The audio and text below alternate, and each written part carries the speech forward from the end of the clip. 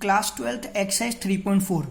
Next हमारा topic है, introduction करा रहा हूँ आप लोगों को आज, elementary operation bracket transformation of a matrix.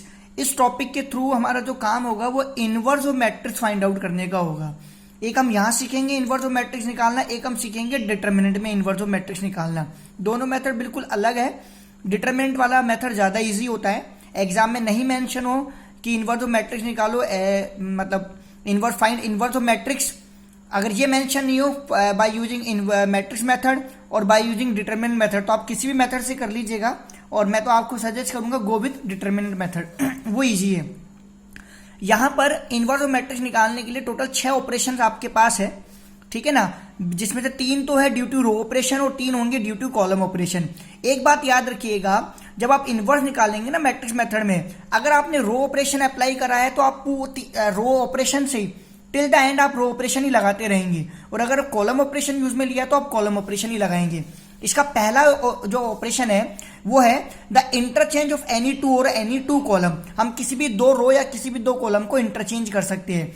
उनको सिंबॉलिकल कैसे यूज में लेते हैं, जैसे मान लो R1 को इंटरचेंज कर रहा है R2 से, तो ऐसे लिखेंगे आप। ये आपकी मैट्रिक्स A थी, ठीक है ना, अब मैंने इंटरचेंज करा है R1 को R2 से, तो R1 को और R2 को एक दूसरे को ऊपर नीचे कर दो। R2 को लिख दो R1 की जगह और R1 को लिख दो आप R2 की जगह, दैट्स इट। ऐसे ही आप किसके साथ कर सकते हो, कॉलम के साथ में C1 को C2 से इंटरचेंज कर सकते हो, या C1 को C3 से इंटरचेंज कर सकते हो। नेक्स्ट है सेकेंड ऑपरेशन है the multiplication of the element of any row और column by a non zero number, symbolical the multiplication of each element of the ith row by the k where k is not equal to 0 denoted by r1। जैसे ri interchange k into are I, k यहाँ पर कोई number होगा, same आप column के लिए भी लिख सकते हो। अब जैसे यहाँ पर क्या कर रहा है, c3 को इंटरचेंज करा है 1/7 इंटू c3 के सारे एलिमेंट 1 और 1 है c3, इसको 1/7 से इंटू कर दो तो 1/7 आपका ये आंसर आ जाएगा। नेक्स्ट थर्ड ऑपरेशन है, ठीक है ना, ये 2 रो के हो गए, 2 कॉलम के हो गए। अब थर्ड देखो जिसमें 2 रो के 2 कॉलम के होंगे, the addition to the element of any row और column the corresponding element of any other row और column multiply by any non zero number, symbolical the addition to the element of ith row the corresponding element of jth row multiply by k denoted by, कैसे denote करेंगे, ri interchange ri plus k into rj। देखो आप यहां देखो, ठीक है ना, ऐसे ही आप कॉलम के लिए लिख सकते हो ci interchange ci plus k into cj। यहां देखो क्या इंटरचेंज करा है, R2 को इंटरचेंज करा है R2 माइनस 2 इंटू R1, ठीक है, ये आपकी मैट्रिक्स थी 1 2 2 -1। R2 को कैसे इंटरचेंज करा है, R2 माइनस 2 R1, R2 मेरा कितना है 2, तो 2 इंटू, देखो कैसे चेंज करा है 2 इंटू, ठीक है ना, 2 इंटू नहीं sorry 2 minus R2 minus 2 into R1, 2 into R1, R1 कितना है 2, ठीक है ना, R1 कितना है आपका, R1 आपका 1 है, 2 नहीं है, R1 यहां पर 1 है, ठीक है ना, 2 माइनस 2 एकम 2, तो कितना आ जाएगा 0। भाई R1 को तो एज इट इज लिख दो, R2 का पहला एलिमेंट अब बन गया 0।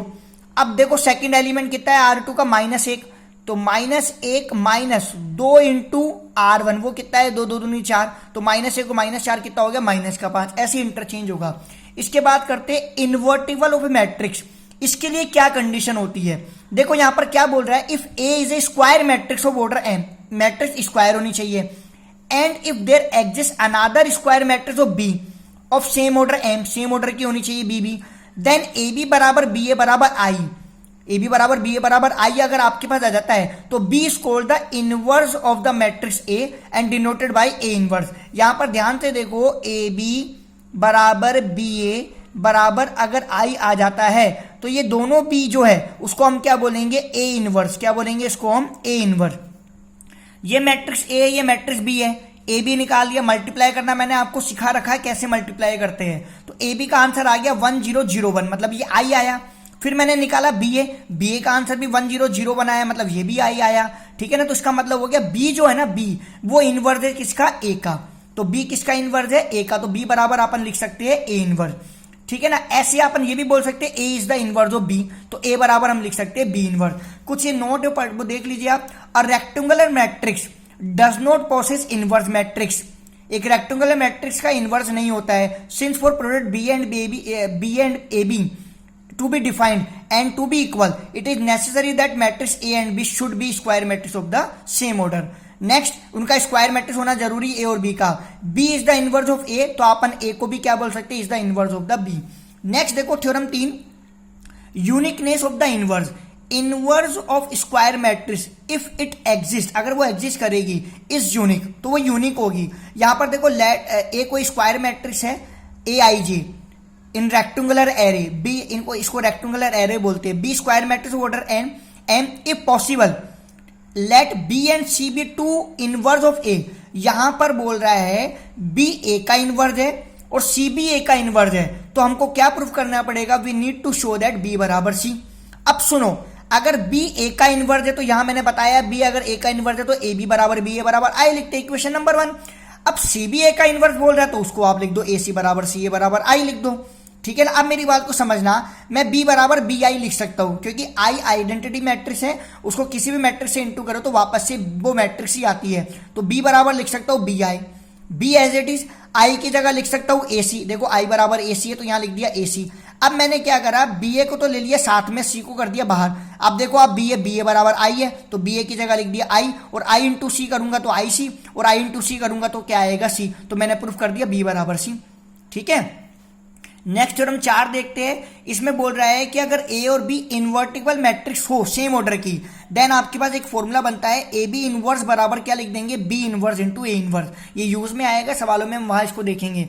बाकी अगर आप इसका प्रूफ देखना चाहते हो तो इसका प्रूफ देख लीजिए आप.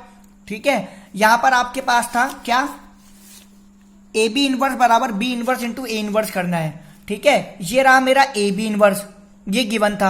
मैंने क्या करा, ए बी से मल्टीप्लाई कर दिया ए बी इनवर्स को. तो अगर मैं ए बी को ए बी इनवर्स से मल्टीप्लाई करूंगा तो बराबर एक आएगा.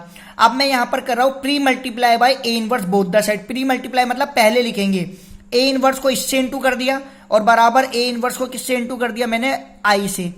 ठीक है भाई, ए बी इंटू ये A B into A B inverse करूंगा तो आई आएगा. ठीक है ना.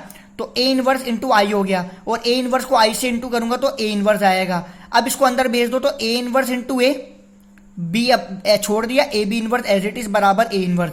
अब ए इनवर्स इंटू ए करते तो आई आता है तो आई बी, और ब्रैकेट में ए बी इनवर्स बराबर ए इनवर्स. आई बी का बराबर होता है बी, बता दिया अभी पीछे आपको. तो ए बी इनवर्स बराबर ए इनवर्स. ठीक है. अब मैंने क्या करा, इस ए बी इनवर्स को लिख सकता था मैं क्या, B inverse into A inverse, वो जो मुझे प्रूफ करना है, लिख नहीं सकती, उसको प्रूफ करना है. अभी यहां पर क्या कर दिया, प्री मल्टीप्लाई कर दिया बी इज इनवर्स से बोथ द साइड.